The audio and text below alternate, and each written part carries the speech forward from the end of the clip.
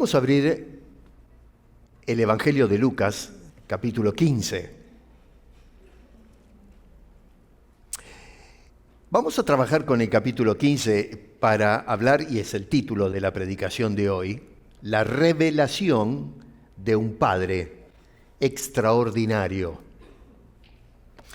Yo a veces cuando, no sé ustedes, ¿no? Pero a medida que abro las Escrituras y comienzo a sondear sus páginas y cómo Dios se revela, la verdad es que me maravillo, porque voy conociendo aspectos de mi Padre Celestial que me llevan a los pies del trono y a darle gracias por todo, absolutamente todo.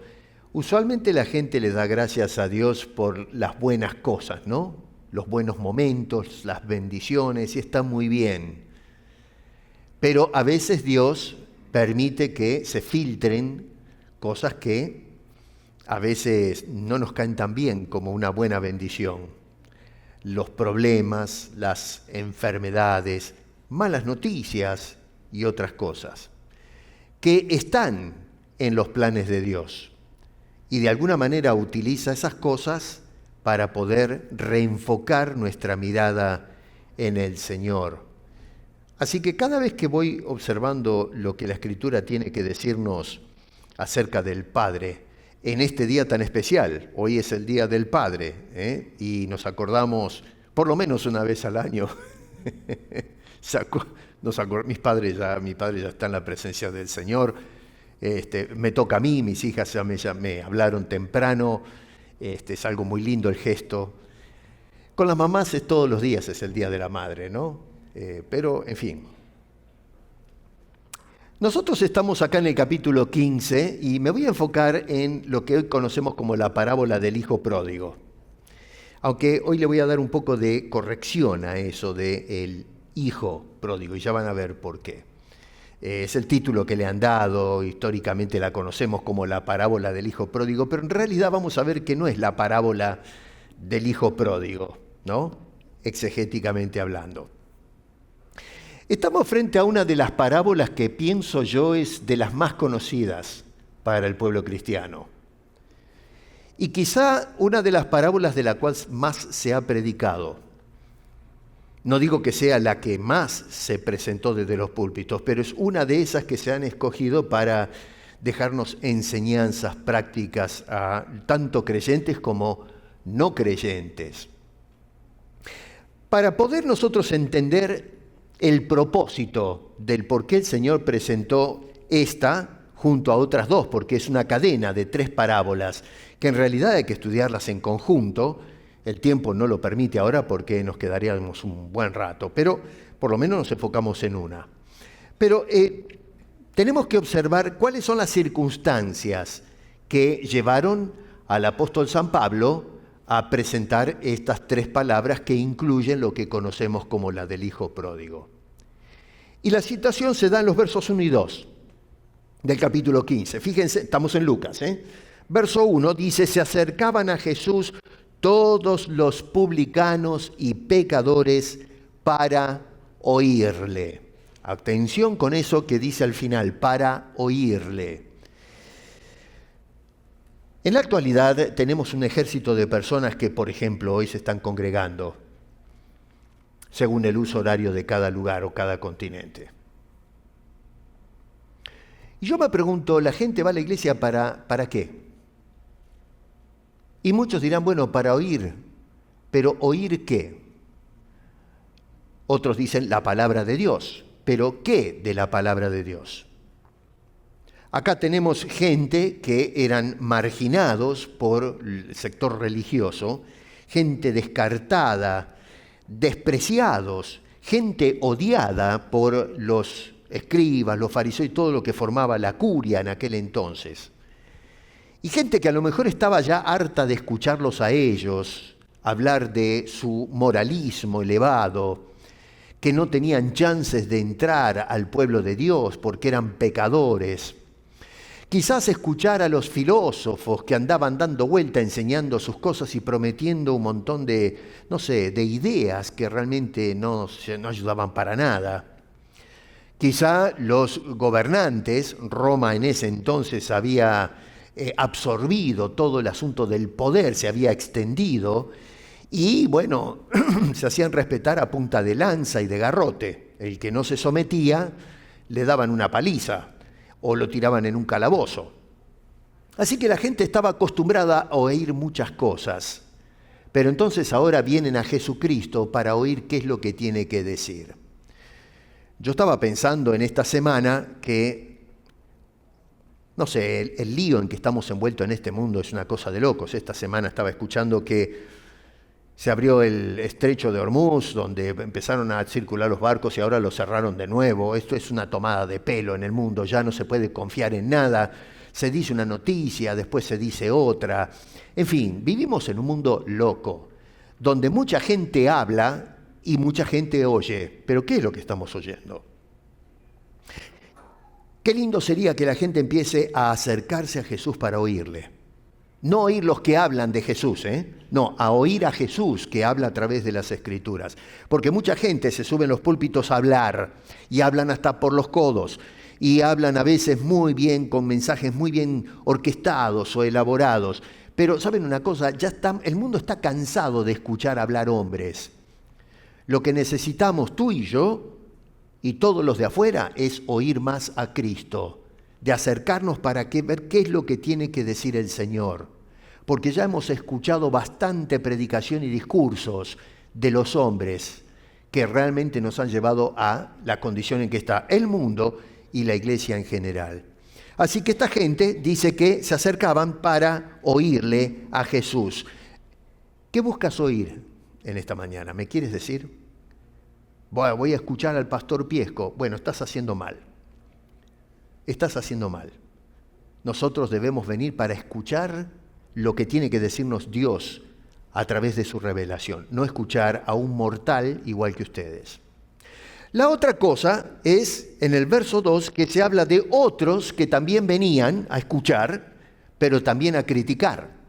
Dice que también venían los fariseos y los escribas, pero miren qué interesante, en lugar de abrir los oídos y prestar atención, como el contingente del verso 1, venían a murmurar, es decir, a hablar en voz baja y a criticar lo que el Señor estaba haciendo y hablando barbaridades acerca de los publicanos y los pecadores, esta gente mala, esta gente que debería estar afuera, que no deberíamos ni siquiera gastar el tiempo de sentarnos a hablar con ellos.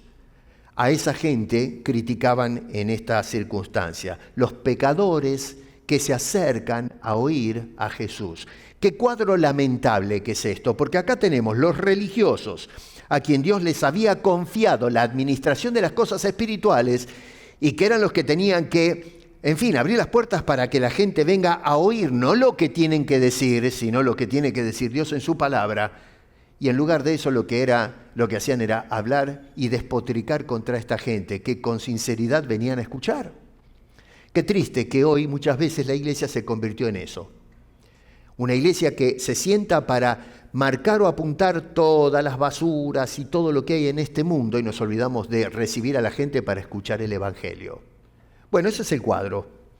Dos grupos de personas, dos actitudes completamente diferentes, dos formas de reaccionar ante la gracia que emana de Cristo para orientar a estas personas que venían con un entusiasmo especial y un interés de poder ser orientados en las cosas de Dios. Tenemos entonces, por un lado, los que muestran una enorme necesidad de acercarse a Jesús, y por el otro lado, entonces, tenemos a los que se consideran justos, moralistas, y que murmuraban escandalizados encima. Porque la verdad, es lamentable lo que se muestra acá, pero se escandalizan de ver cómo Jesús recibe a esos pecadores, no para pecar con ellos, sino para hablarles de salvación y vida eterna. Y es justamente en ese ambiente de tensión espiritual que Jesús va a responderle a estos señores, y en un sentido a los del verso 1, va a insertar estas tres parábolas que tenemos. La oveja perdida, a ver si ustedes ven ahí en su Biblia, en los versos 4 al 7, tenemos la moneda perdida, versos 8 al 10 de ese capítulo 15, y él luego cierra o corona todo esto con lo que conocemos, ya lo indiqué, como la parábola del hijo perdido. Así que la oveja perdida, la moneda perdida, el hijo, o debo decir los hijos, ya voy a explicar por qué este ajuste, los hijos perdidos. Así que una historia que terminará revelando que no se trata entonces de un hijo, sino de un problema un poco más extenso. Y acá aparece entonces la gran revelación, ¿no?, de esta parábola, porque, insisto, no hay un solo hijo perdido, hay dos. Por eso debería ser la parábola de los hijos perdidos. Lógicamente que el título no es lo que se inspiró, el título lo ponen los traductores como para orientarnos a nosotros en la lectura de la Biblia. En el original no aparece los títulos esos, la parábola de el hijo pródigo. Ahora, nosotros nos damos cuenta entonces que al ir avanzando en el relato, Jesús nos muestra algo mucho más profundo que una historia de rebeldía y de restauración, en el caso del hijo menor de la historia, sino que nos está mostrando una especie de diagnóstico espiritual, no solo de lo que pasa en esta familia, sino de lo que está pasando con la humanidad que está representada justamente en estos dos hijos, el hijo menor y el hijo mayor de la familia. Ahí estamos todos nosotros. En este cuadro tenemos un hijo perdido en la rebelión, pero por otro lado tenemos a otro perdido en la religiosidad. Por un lado tenemos a un hijo perdido en la inmoralidad, pero lamentablemente tenemos a otro perdido en su orgullo. Tenemos a un hijo perdido lejos de la casa, pero tenemos al otro perdido dentro de la casa. Un cuadro terrible. Así que ambos, en definitiva, son hijos perdidos, hijos que necesitan escuchar al Señor, como esta gente que se acercaba justamente para oír a Cristo Jesús. Y entonces acá es donde la parábola deja de ser simplemente la historia de dos hijos y se convierte en la revelación de un padre que francamente es extraordinario, porque usualmente se predica de los hijos, pero perdemos de vista el padre que tenemos acá en esta historia. Es decir, un padre que no solamente espera, pero se trata de un padre que corre. Se habla de un padre que no solamente corrige, sino que estamos viendo a un padre que restaura. No se habla de un padre que solamente recibe a los perdidos, sino que es un padre que sale a buscar a los perdidos, lo que estaba perdido. Lo vemos en la parábola de la oveja perdida, que el pastor deja las ovejas en el corral y sale a buscar la que se perdió. La mujer que perdió la moneda comienza a mover los muebles y a barrer y a limpiar, sacar el polvo y sale a buscar la moneda que se perdió. La moneda no tiene la capacidad de saltar y aparecer, decir, acá estoy. Y en este caso, el viejo es el que toma la iniciativa entonces para salir a buscar al hijo que se acaba de perder. Vamos a mirar por un momento a estos dos hijos perdidos para luego contemplar el corazón del padre, que recibe a ambos hijos, por cierto, en la historia. Ahora, este padre, llevando esto un poco a la aplicación, es el padre, desde el punto de vista teológico, que envió a su hijo Jesucristo, en este caso, que es el que les está hablando a estas personas, para buscar justamente a los que de este mundo estaban perdidos. Y todavía hoy ese mensaje de Cristo está saliendo de la palabra de Dios para buscar lo que está perdido en este mundo. La gente no se da cuenta que necesitan encontrar un rumbo, aquel, encuentro con Dios nuevamente. Y ese encuentro se ejecuta o se lleva a cabo a través de la persona de Cristo Jesús. Y entonces, poniendo la atención un poco al caso del primer hijo, hay una frase que me llamó la atención y que revela la condición del primero, del hijo menor. Y está en el verso 17, donde dice, en la primera frase dice dice, volviendo en sí. ¿Lo ven eso? Volviendo en sí. Acá Jesús nos está mostrando con esa declaración que este muchacho, se le aflojaron las tuercas. Perdió la cabeza este muchacho. Porque en un momento dado, dice, volvió así, quiere decir que antes de volver en sí, estaba fuera de sí, estaba completamente perdido. Un chico que estaba pensando en una forma totalmente distorsionada, incorrecta, perdió la cabeza, estaba loco. No digo loco de manicomio, pero las cosas que estaban haciendo es un lenguaje vernáculo, ¿no es cierto? Decir, está loquito este muchacho, pero ¿qué es lo que le pasó? Porque vivía tranquilamente en su casa, pero lo vemos ahora que había llegado a un estado de miseria, de ceguera espiritual, de autoengaño, de, confianza exagerada, de dependencia, que perdió de vista la realidad en la que estaba viviendo, las cosas que estaba disfrutando. Yo me pregunto, ¿cómo es que llegó este muchacho a semejante estado de miseria? ¿Cómo es que una persona que tiene todas las de ganar delante de Dios termina siendo una miseria humana? Y fíjense ustedes que en el desarrollo que hace Jesús de este muchacho vemos tres cosas, por lo menos. Una de ellas en el verso 2 es que se rebeló contra su padre. Lo primero que sucede es rebelión contra el padre. El padre, le abrió los ojos a este chico. Este es el padre que le enseñó a caminar, le enseñó a dar los primeros pasos. El padre que a lo mejor empezó a darle una educación. Y además, noten ustedes que estamos hablando de un padre que tenía sirvientes, así que tenía una posición económica, en términos de la época, bastante cómodo, ¿no es cierto? Y tenía, animales, tenía la hacienda, así que el muchacho creció en un ambiente favorable. ¿Qué tenía que envidiar? ¿Qué le ofrecía el mundo que no se le ofrecía en casa? Y sin embargo, notamos que este muchacho, que fue tratado, tuvo un techo, tuvo ropa, y ropa bastante interesante, tenía animales para comer, un asado, y en fin, el muchacho consideró que eso no me interesa. Así que lo vemos que lo primero que sucede es rebelarse contra el padre. La segunda cosa, nos dice el verso 13, que se alejó de su padre. No te necesito más.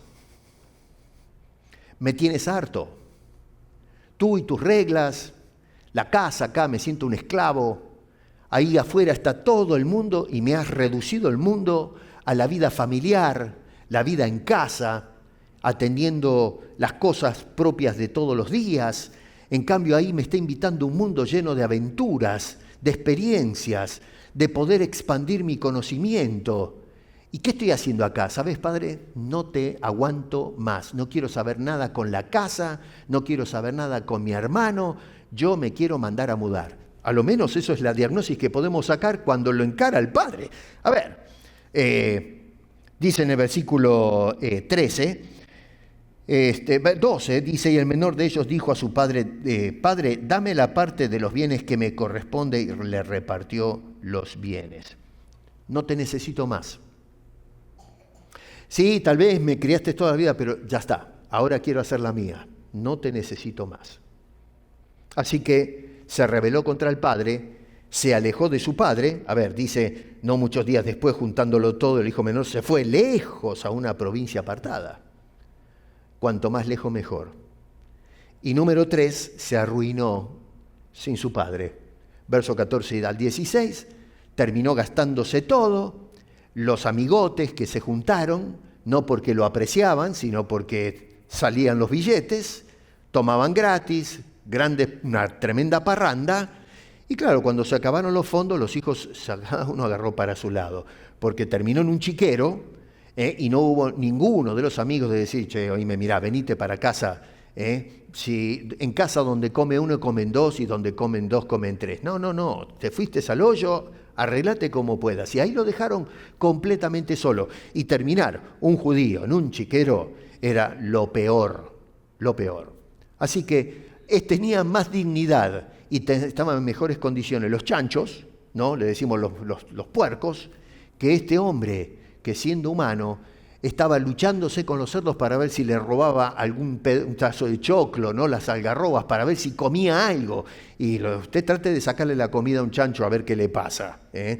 Yo no he criado chanchos, pero he visto en Cuba, ¿no?, cómo son los chanchos. No se metan el lío con esos animales porque se le tiran encima. Bueno, así terminó este muchacho. Así que el verso 17, entonces, esa primera declaración volviendo en sí, funciona como la conclusión lógica del descenso de este joven que menciona Jesús en la parábola. La rebelión produjo alejamiento. El alejamiento produjo ruina. Y por la gracia de Dios que la ruina le trajo una epifanía y se despertó y al fin entonces pudo encontrar el camino de regreso por la gracia de Dios.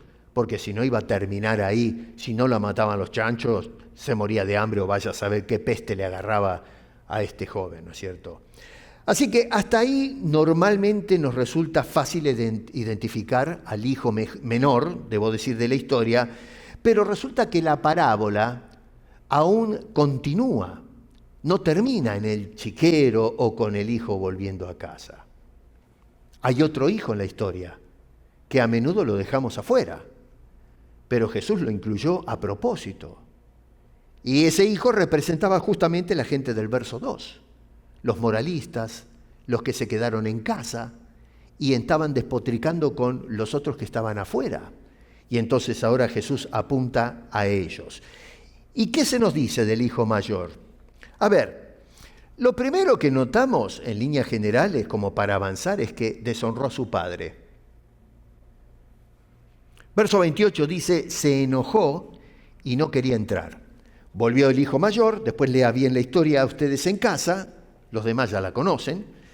El padre organizó una tremenda fiesta, le dijo a los siervos que ayuden con esto, prepararon las mesas, los animales, vistieron al muchacho, en fin. Y entonces, claro, el hijo mayor que venía del trabajo, escuchó toda el algarabía, empezó a preguntar qué es lo que pasa y no le gustó ni medio la noticia.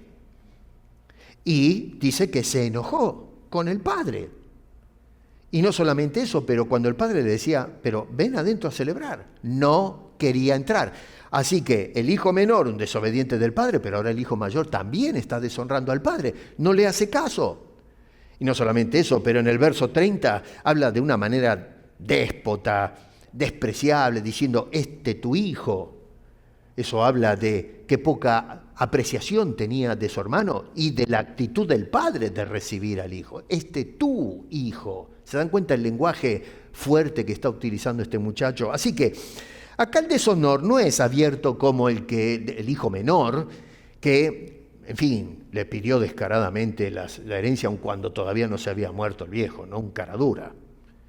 Pero acá entonces el deshonor es relacional, es actitudinal. Es la actitud que tiene con el padre. Se niega a entrar a celebrar la fiesta que había organizado el papá. Y no solamente eso, pero le contradice al padre indirectamente. La segunda cosa es que despreció a su hermano. Verso 30 dice, tu hijo que ha consumido tus bienes con rameras. Fíjense que no le dice, mi hermano. No, tu hijo. Y acá tenemos un punto teológico importante porque él lo que está es rompiendo todo vínculo fraternal con su hermano. Es su hermano, es su sangre, son la familia y sin embargo rompe esa fraternidad y lo reduce a un objeto de juicio a su propio hermano. Qué triste es que a veces, acá a modo de paréntesis, en las comunidades religiosas, la iglesia, vamos a decir, en lugar de estar, ayudándonos, estamos despotricando contra el otro. Eso es historia. Eso sucede en todas las iglesias, en todas, No hay ninguna iglesia donde no se dé esto. Y uno puede decir, pero pastor, es temerario lo que usted está diciendo. No, no es temerario, es la condición humana. Porque puede ser que haya mucha gente buena, pero siempre está ahí la persona que se cree más moralista que el otro, más santo que el otro, y que piensa que tiene, no sé, una especie de permiso para poder estar mirando y juzgando y criticando al otro. Es que no es maduro, no es esto, no es lo otro, y entonces está todo el tiempo tirando cascotes contra las otras personas. Bueno, esto es lo que está haciendo el hijo mayor. En lugar de alegrarse porque el muchacho, en fin, el hijo menor, su hermano, le cayeron las fichas y se dio cuenta del error y venir a casa otra vez. No, estaba disgustado, quería que se muera en un chiquero, allá perdido con las diversiones y la ruina moral y espiritual. No le interesaba a su hermano. Así que notamos entonces un desprecio total por este que era cosanguíneo. La tercera cosa es que desconoció el corazón de su propio padre.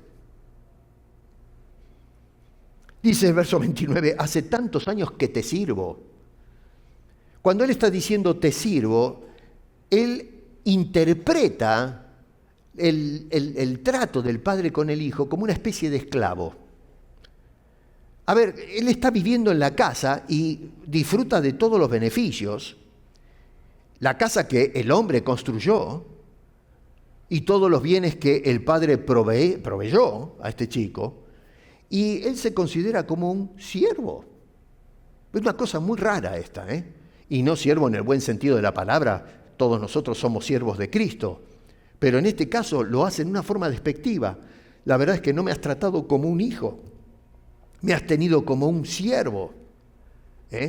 Y la otra cosa, verso 29, dice, tú nunca me has dado ni un cabrito. Dígame una cosa, el muchacho vive en casa, está con todos los animales, bien podría haberse hecho un asado y decir, viejo, ¿qué te parece si no? Digo un asado porque nosotros ahí comemos asado, no sé cómo lo preparaban el cabrito, ¿no? Pero bueno, ahí ponían el carbón, viejo, ¿por qué no nos tomamos unos mates, un té o algo y nos hacemos un buen asado? ¿Ustedes creen que el viejo le iba a decir, pero que estás loco? No, con gusto el padre le hubiese dicho al hijo, ¿sabes qué? Hagamos eso.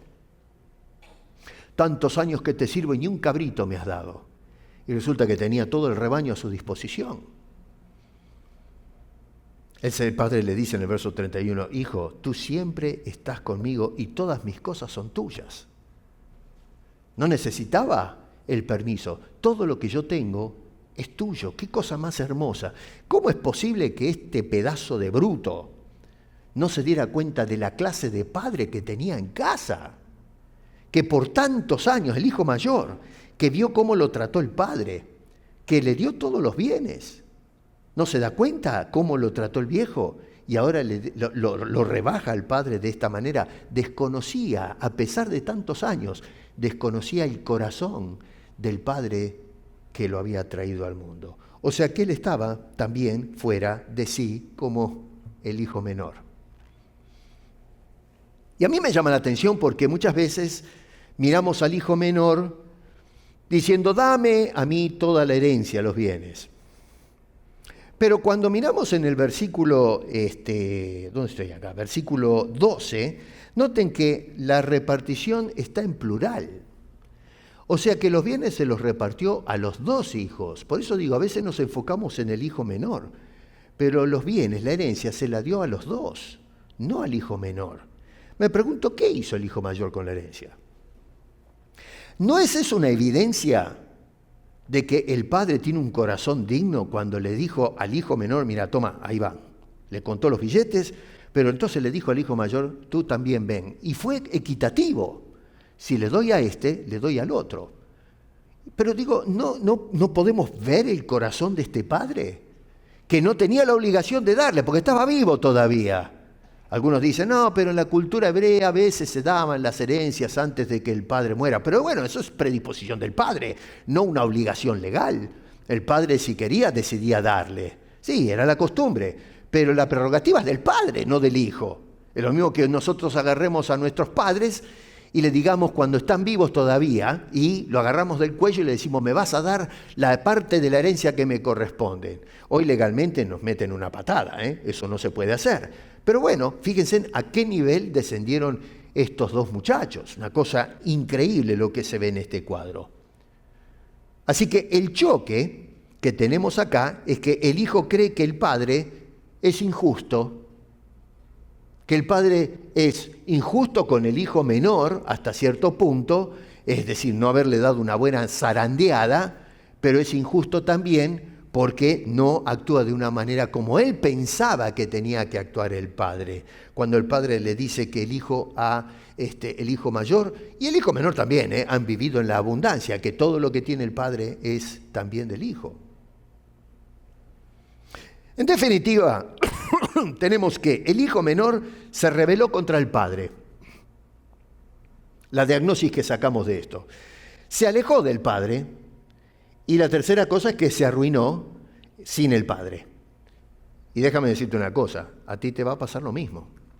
Si tú te alejas de Dios, si tú te vas a rebelar contra Dios, lo que hay al final del camino es ruina. Mira el mundo cómo está. El mundo le dio la espalda a Dios y vamos a decir que el mundo va fenómeno. Estamos gastando una cantidad enorme de dinero, estamos hablando ya de trillones y cuatrillones de dólares en el mundo para consumirlos en pólvora. Es una cosa increíble. La gente, hablamos del pauperismo en algunos lugares del mundo, es decir, que la gente de extrema pobreza que no tienen qué comer, ni siquiera pasto para comer, y estamos gastando plata en pólvora. Estamos tratando de ver si mandamos a alguien a Marte. Todavía no sabemos qué hay abajo en el océano y queremos explorar piedras en un pedazo de roca flotando en el cosmos. Bueno, porque hay que investigar. Pero es una cosa increíble. Primero dale de comer a la gente y luego dedícate a investigar. Pero no, el mundo sin Dios va en esa dirección. Dejamos a la gente comer tierra para poder explorar la tierra en otro lugar. Y bueno, ahí estamos. Este es el mundo en donde nosotros vivimos. Bueno, cuidado. Eso es lo que pasó con el hijo menor. Y el hijo mayor, que es un paralelo irónico, por cierto, notamos que se rebeló también contra el padre, estando en la casa. ¿Y cómo se rebeló? No entrando a la fiesta. Si el padre le está diciendo, muchacho, entra a la fiesta, y él dice, no, no voy a entrar, se está rebelando contra el padre. Y no solo eso, pero se aleja del padre en el corazón. Su corazón, aunque físicamente está en la casa, el corazón de este hijo mayor estaba lejos de la casa, lejos del padre.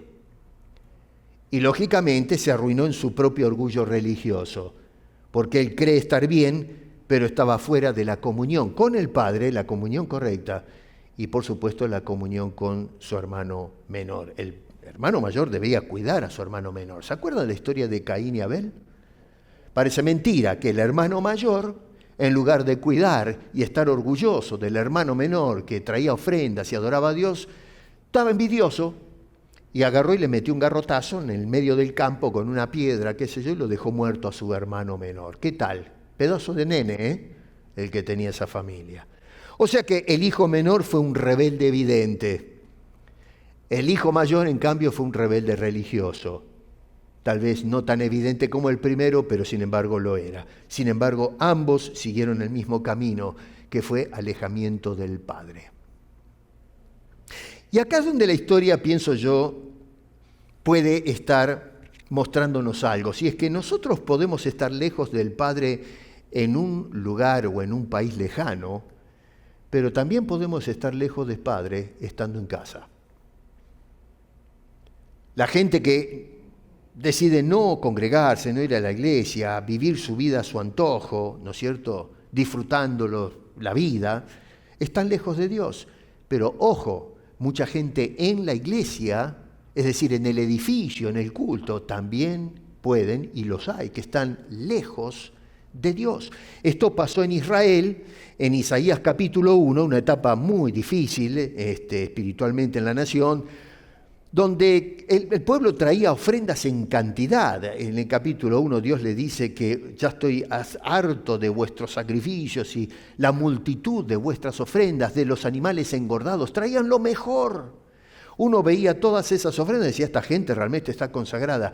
Y Dios les habla con términos muy fuertes, dice, estoy harto, estoy asqueado de vuestras ofrendas, de los animales engordados, toda esta cosa externa que pensamos porque traemos ofrendas abultadas, la siembra, y qué sé yo cuántas cosas. Llenamos los templos que nos estamos acercando a Dios. No, Señor, te acercaste a la religión. Pero una cosa es acercarse a Dios y otra a la religión. Y hoy la iglesia está llena de religiosos, pero estando dentro todavía están fuera de la comunión con el Padre. Y eso es lo que pasaba con los escribas y fariseos. Ellos ofrecían sacrificios, se conocían la Biblia de memoria, eran los maestros de Israel y sin embargo, fíjense que cuando había que recibir a los pecadores dicen, yo con esta gente no me mezclo, porque mi altura moral aventaja lejos a toda esta gentuza, a estos pecadores. Y por supuesto caía en el horno Jesucristo, que sí los recibía, justamente para presentarle las buenas noticias de salvación, de perdón. Bueno, caía también el Señor Jesucristo en la crítica y la murmuración por parte de este séquito de personas. Así que esa es la condición en que encontramos nosotros a los escribas, a los, mejor dicho, a los publicanos y pecadores del verso 1, lejos de casa, pecadores de todas maneras, y luego verso 2, a estos que querían estar sirviendo a Dios, mirando en una forma, despreciativa al Señor y a la gente que lo buscaba. Unos estaban perdidos en el mundo, los otros estaban perdidos en casa, en la religión, en la fe que profesaban. Qué ironía, ¿no es cierto? Un cuadro, la verdad, es muy, muy triste, ¿no? Bueno, así estamos todos los seres humanos, a través de la historia, en la misma condición. Acá tenemos una representación a viva luz de todos los hombres, representados precisamente en esta parábola, en esos dos hijos, el hijo menor y el hijo mayor. Ahora, lo interesante es que, si la narración terminara por ejemplo, si le ponemos un punto acá, nos deja con dos formas de perdernos. Pero todavía no hemos visto al Padre, que en definitiva es el foco central de la parábola. No son los dos hijos. Jesús lo que quiere es que veamos al Padre que está buscando a la gente del verso 1 y la del versículo 2. Entonces, ¿qué clase de padre tienen estas personas? ¿Qué clase de padre tenían estos dos hijos de la historia? Un padre lleno de gracia. Repito, noten que repartió la herencia a ambos, no por obligación, sino porque le plujo hacerlo así. No porque los dos lo merecían, porque ya vemos qué carácter tienen, hemos visto la diagnosis del corazón de estos dos. Así que no merecían absolutamente nada del Padre. El Padre les dio todo lo que tenía, pero entonces ahora reparte la herencia estando el viejo todavía vivo. Eso es gracia, no mérito. Acá no se habla de meritocracia, no, es la pura gracia de Dios. ¿Y cómo se destaca la gracia de este Padre? Y bueno, vamos a observar, por ejemplo, en el verso 20, que es un padre que sale al encuentro del hijo perdido. En otras palabras, la gracia que inicia. La gracia que inicia. Acá no se trata solamente de la emoción del padre, sabiendo que a la distancia ve que se acerca al hijo, que de por sí está incluido en eso, pero lo que me llama la atención es la iniciativa del padre de salir corriendo a recibir el hijo, a este sinvergüenza. Porque, a ver, ¿qué mérito le vamos a dar al chico? El hijo menor no fue el que llegó primero al padre, sino que el padre es el que rompe las expectativas de la cultura y la sociedad. No sé, para nosotros tal vez no lo veamos raro, pero para la manera de pensar del judío, el hebreo en el primer siglo, no era el viejo el que tenía que salir a buscar al hijo. No, el hijo tenía que venir y tirarse de cabeza a los pies del padre, a implorar el perdón. Papá, metí la pata, hice un lío. Y no solamente eso, pero debía de traer todo el despilfarro que hizo del dinero que le dio el padre, de reponer también ese asunto. Pero, sin embargo, notamos que el hombre rompe todo eso. Un padre lleno de gracia, porque francamente el hijo no merecía la respuesta que mostró el padre. Al contrario, merecía una buena paliza, o a lo menos decir, pedazo de sinvergüenza, yo te lo dije, mira cómo terminaste, ahora te la aguantas, ve a trabajar con mis siervos. A ver, gánate la vida como yo me tuve que ganar la vida trabajando. No, Señor, así es como respondió este padre. Él tomó la iniciativa, veía venir al hijo Y dice que se levantó y salió corriendo a buscarlo. Cristo, ¿saben qué? Es el Emmanuel. Dios con nosotros. No nosotros con Dios. Nosotros estábamos perdidos, lejos de Dios. Y un día Dios salió a buscarte. Vino a buscarnos en su Hijo para recibirnos en sus brazos tiernos. ¿Ustedes creen que nosotros merecemos que Dios me perdone? ¿Merezco yo que Dios me dé la salvación? ¿Qué hice yo para merecer el cielo? Para que el Dios comparta sus riquezas conmigo. A ver, ¿qué tantos méritos tenemos que pensamos que podemos decirle a Dios, tú tienes que perdonarme porque yo soy bueno? Dios nos tiene que fulminar a todos. Y sin embargo, aunque merecemos el juicio eterno, Dios envió al inocente, a Cristo, a morir en nuestro lugar. Dice la Biblia, la paga del pecado es muerte. Y Dios, en lugar de decir, bueno, te la aguantas, mi viejo, te vas a fumar eso porque tú te la buscaste. No, Dios envió a Cristo para dar su vida en la cruz, de tal manera que Él vea la muerte para poder yo recibir la vida y el perdón eterno. Eso es gracia. Y Dios mostró esa gracia a través de la persona del Dios hombre que es nuestro bendito Señor Jesucristo. Así que notamos que Dios entonces, viendo a este hijo venir y él saliendo a buscarlo, no esperaba perfección, porque no era perfecto este hijo. Ya vemos que tenía un montón de defectos. Tampoco exige un discurso completo. El chico venía con el discurso estudiado, ¿no? Y cuando llegó y quería empezar a hablar, el viejo no lo dejó hablar, lo casó, le pegó un abrazo, lo habrá levantado en el aire, qué sé yo. Así que ni siquiera tuvo la chance de empezar con el discurso que había planeado decirle al padre, que en otro día lo podemos analizar porque está muy bien hecho el discurso que estudió el muchacho, ¿no? Pero eso me va a sacar de tema. La otra cosa es que Dios no negocia la restauración, se la da. Dios no el padre no le dice, bueno, mira, pedazo de sinvergüenza, ahora yo te quiero, un tiempo te quiero observar para ver cómo te comportás, a ver si cambiaste. Porque el hecho de que vuelva no garantiza que el muchacho había tenido un cambio de corazón. Simplemente se estaba muriendo de hambre entre los chanchos y bueno, estoy mejor en casa que acá en esta posilga. Y entonces el padre podría haber dicho, yo no estoy seguro si cambió sinvergüenza. No, sin embargo, el padre lo restaura completamente. Y notamos que solamente lo que le ofrece el padre son sus brazos abiertos. La gracia que inicia.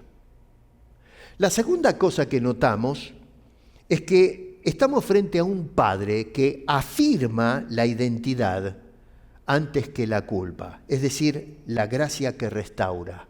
¿Se dan cuenta? La gracia que inicia, ahora pasamos a la gracia que restaura. A ver, en el versículo 22, no dice, bueno, traigan ahí este chico venía, qué sé yo cuántos años tenía, pero si estaba viviendo con los chanchos, ¿se imaginan cómo venía? Venía caminando, sin comer debidamente, a lo mejor flaco que era un esqueleto, sucio. Yo no sé si han estado en un chiquero, ¿no? Apestan los chanchos, están todos sucios. Se revolcaba con los chanchos peleándose por las algarrobas, venía todo roñoso, caminando abajo del sol, sudado, con sed, a lo mejor el pelo largo, la barba crecida. Debe haber sido un esperpento el chico Bueno, cuando el muchacho llega, no le tiraron un trapo, sino que dice, traerle el mejor vestido. ¿Qué tal? ¿Mejor vestido? Andá a laburar si querés un vestido. Y gracias que te puedas comprar uno en alguno de esos negocios baratos, en el Dollar Store, si encontrás algo. El mejor vestido. Fueron los siervos que conocían el mueble donde guardaba la ropa, qué sé yo, las túnicas, y ahí buscando la seda, qué sé yo, qué material utilizamos. No, y sacaron el mejor vestido, el vestido privilegiado. Eso es lo que el viejo quería para este hijo. Luego, verso 22, pónganle en el anillo, que representaba que era miembro de la familia principal de la casa, el sello de la familia. Pónganle en el anillo. ¿A qué? Se gastó toda la plata y encima le va a dar un anillo ahora. Bueno, eso es lo que dijo el viejo. Pónganle el anillo que lleva mi nombre. Y luego dice, verso 22, calzado. Este venía todo descalzo, todas las uñas crecidas, lleno de barro, era un asco. Y tuvieron que lavarlo, limpiarlo, ponerlo en condiciones y traerle el mocasín clásico, ¿no? No sé qué marca habrá sido, pero un zapato de la patada. El mejor calzado para este muchacho. Así que el foco acá en estos versículos es claro, que el padre no rehace al hijo como un empleado, un siervo más, que era lo que hubiese sido ya un acto de gracia recibirlo de nuevo en casa como un empleado. Pero notamos que el viejo no hace eso, al contrario, lo recibe como hijo. ¡Qué cosa tremenda! No como un pordiosero, sino como un hijo. O sea que lo que notamos es que lo primero que hace el padre es restaurar su identidad. Luego va a tratar con el comportamiento. Probablemente el viejo, ustedes creen que no habrá tenido conversaciones. ¿Dónde anduviste? ¿Qué hiciste con la plata? Son conversaciones que cualquier padre tendría con el hijo, pero eso fue para después. Pero lo primero es restaurar la identidad de este hijo que quedó empañada. O sea que es un padre que no define al hijo por su fracaso, lo define por su pertenencia. Y así sucede con todos nosotros. ¿Cuántas veces metemos la pata con el Señor? ¿Cuántas veces le fallamos? ¿Por qué venimos pidiendo perdón una y otra vez al Señor? Porque hiciste algo que está mal. A mí me pasa, yo no soy un santo bajado del cielo, a veces patino y tengo que decirle al Señor, mira, ¿sabes qué? Tienes razón, acá me equivoqué, perdóname por favor. Y Dios me recibe como un hijo, no me da con un garrote por la cabeza. Luego en su palabra me va a indicar los cambios que tengo que hacer. Pero esa es la actitud del Padre. Nos trata no por los yerros que cometemos, sino por la pertenencia. Nosotros somos hijos de Dios adoptados en Cristo Jesús. La gracia que restaura. La tercera cosa es que es un padre que sale también a encarar al hijo enojado. En otras palabras, acá ya entramos en el territorio de la gracia que persigue al religioso, al arrogante, al soberbio, al que está ciego, que no ve lo que tiene delante de sus ojos. Dice que el padre, verso 28, salió pues y le rogaba. Ahora, yo no sé si yo hubiese rogado a mis hijas, ¿no? Que se hubiesen hecho este lío, las hubiese agarrado de las mechas, ¿no? Cuando eran chicas, ahora no, porque ya son mujeres grandes. Pero ¿se dio cuenta lo que hace este padre? Rogarle al hijo, suplicarle.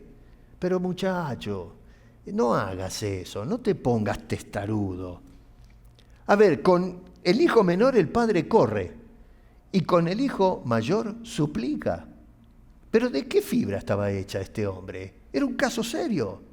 O sea que el padre no solamente recibe al rebelde, pero resulta que también lo vemos recorriendo el trayecto para ir a buscar al hijo correcto resentido, porque era un resentido, un amargado este señor.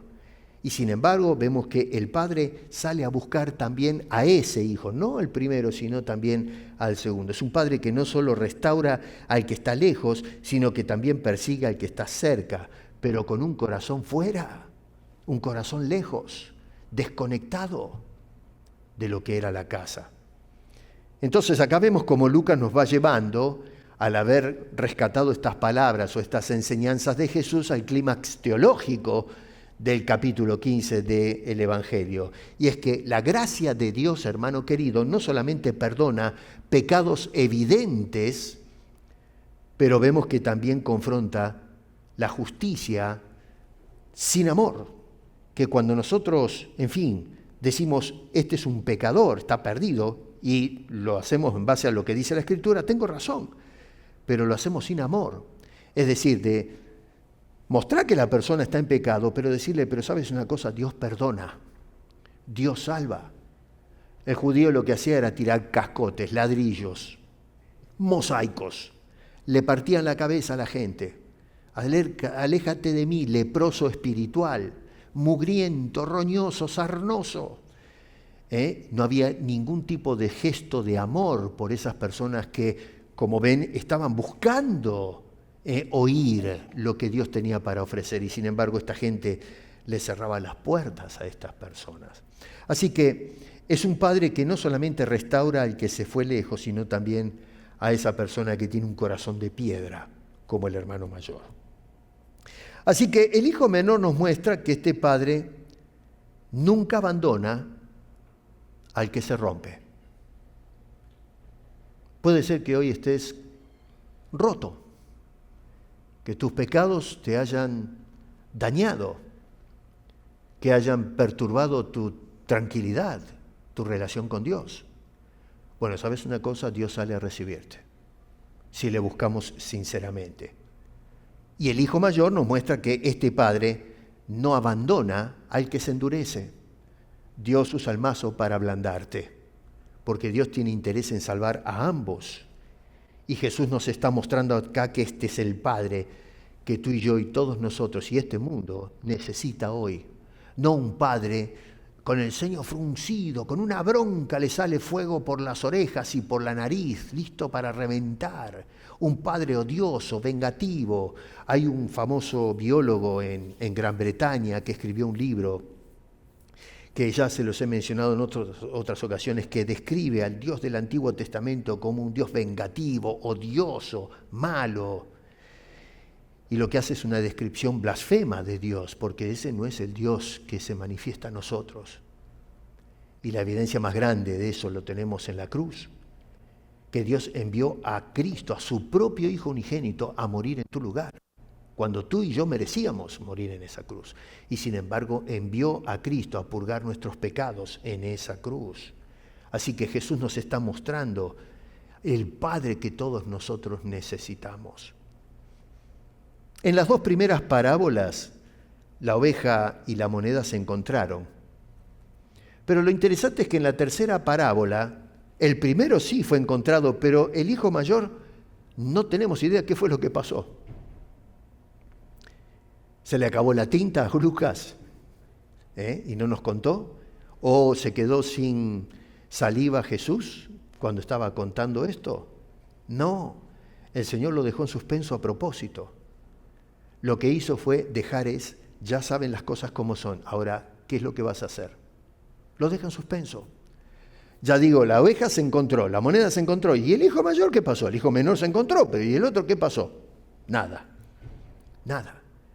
Y es porque ahora lo que quiere es que estos escribas y fariseos que representan al hijo mayor y que estaban metiendo la pata acá francamente, los deja ahora diciendo, bueno, ¿y qué vas a hacer con esta historia?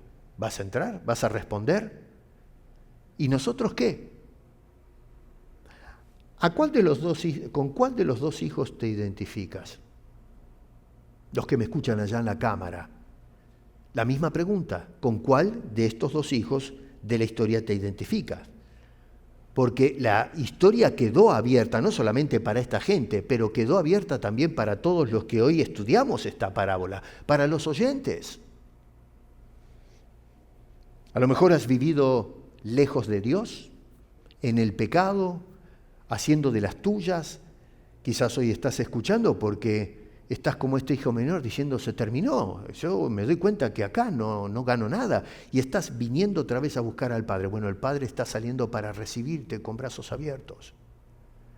A lo mejor te asocias con el hijo mayor, que por supuesto tienes un alto criterio de moralidad, la teología y qué sé yo cuántas cosas, y estás mirando a menos a las otras personas, que a lo mejor tiene razón, a lo mejor está verde, a lo mejor le falta, que a lo mejor tiene que avanzar más, pero Dios no te mandó a ponerle el pie encima a esa persona, sino ver que esa persona, si está viniendo a la casa, a la presencia de Dios, es porque tiene interés en crecer, en salir de ese enanismo espiritual, del embrutecimiento, de conocer más a Dios. Entonces, déjate de tonterías y ve a recibir a esa persona con el Dios que lo recibe. Abrázalo, nútrelo, ayúdale a ser partícipe de lo que tú tienes para que crezca contigo. A veces nosotros estamos lejos de Dios en el mundo, pero podemos estar lejos de Dios estando también en la iglesia. La buena noticia, eso sí, de estas parábolas que tenemos acá es que el Padre, en este caso, sale al encuentro de ambos hijos. El hijo menor que se fue lejos, pero también el hijo mayor que estaba en casa, pero también estaba lejos del Padre. Por eso vino Jesucristo, para transformar, para rescatar lo que se había perdido, para mostrarnos el camino de regreso, a un Padre que sale a la escena del mundo para venir a buscarnos y ofrecernos la bendita salvación, el perdón, la vida eterna. Deja de correr por el mundo, por los bosques allá, para terminar después al final en un chiquero, en un barrial de pecado, de mugre, lejos de Dios. ¿Qué ganas con eso? Termina con esa carrera loca. Y los que estamos en casa, dejemos de hacer el papelón que hizo este muchacho y escuchemos al Señor que dice, acércate a mi hijo. Que cuando viene un pecador arrepentido, que hagamos fiesta, que celebremos, que no digamos, pero ese pecador, ¿cómo se atreve a pisar este lugar santo? No, Señor, recibámoslo con brazos abiertos, de la misma manera que Dios nos recibió a nosotros. Un Padre lleno de gracia que está dispuesto a recibir al pecador perdido en el mundo y recibir a ese hijo que ya está en casa, pero sin embargo lejos del Señor. Una gracia que inicia, una gracia que restaura, una gracia que persigue. La revelación de un Padre extraordinario. Hoy celebramos el Día del Padre, ¿no es cierto? Y le damos gracias a los padres que se preocuparon, que nos criaron, nos dieron de comer, nos pusieron ropa. Hoy día los padres le dan el Nintendo y todas las cosas. Yo cuando crecí no había nada de eso, ¿no? Nos conformábamos con una zapatilla que a veces se agujereaba. Vivíamos otra época, ¿no? Tampoco es cuestión de glorificar ese estilo de vida de antes. Nos divertíamos con poca cosa, pero hoy el mundo consumista ha ofrecido un montón de cosas y los padres se van a trabajar, se levantan temprano a la madrugada, se rompen el alma trabajando, vienen a casa y le compran estos aparatos nuevos para que los chicos jueguen, les pagan el summer camp, y que los llevan al cine, les compran ropa. Hay chicos que tienen, media docena de zapatos, si no más, uno para cada día de la semana. Una cosa increíble, ¿no?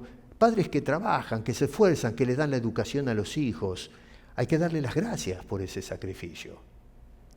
Pero no nos olvidemos que tenemos que darle las gracias por el gran sacrificio que hizo Dios el Padre al haber enviado a su Hijo unigénito, un Padre de gracia que envió al Señor para dar su vida, para que todos nosotros ahora tengamos en su presencia la bendición del perdón, la salvación, la vida eterna, y de ser parte de una familia excepcional frente a un Padre de características extraordinarias. Eso nos enseña la parábola de los hijos pródigos, el menor y el mayor, que estaban lejos de Dios el Padre. ¿Estás lejos? ¿Estás en casa, pero lejos de Dios? Considérelo. Padre, gracias te damos por ser Padre de nuestro Señor Jesucristo y ahora nuestro Padre que nos has adoptado como hijos tuyos. Ayúdanos a ser buenos hijos.